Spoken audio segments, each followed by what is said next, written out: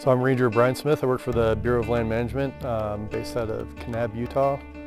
I've worked for the Grand Canyon, Glen Canyon National Recreation Area, Coconino National Forest, and finally the Bureau of Land Management.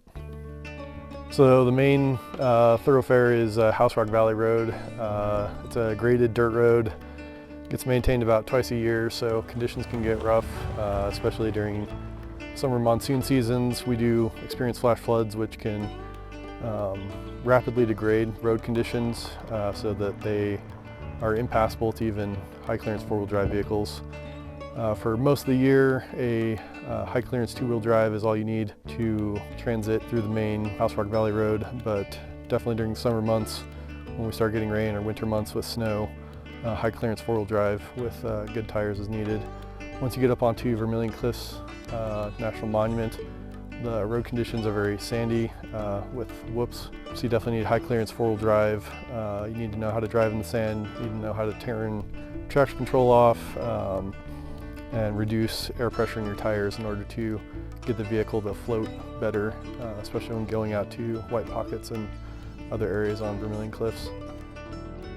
So cell reception is spotty at best. You're going to have some cell reception at the State Line Campground, and there's a cell phone booster that was installed for people to be able to call 911 at the Wire Pass trailhead. Up on top, cell phone varies, but usually is spotty unless you're up on a high point.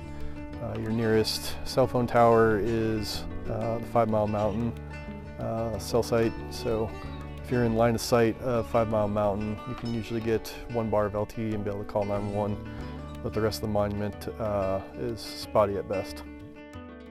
Paper maps can be had at any of the visitor centers. A lot of people use the Avenza app, and it can be used in the offline mode of your cell phone. You can download the QR codes at any of the visitor centers and get the maps of the areas that will have GPS enabled through your smartphone to allow you to navigate out here.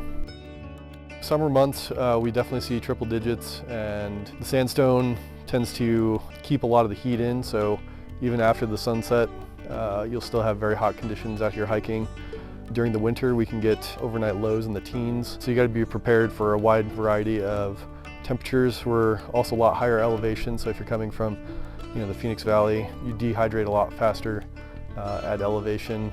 It's also, your body's working harder, so you need to keep your calorie intake up, you need to keep your electrolyte intake up, and monitor your overall hydration. If you're hiking out in the desert, it's best to start preparing 6 months to a year in advance.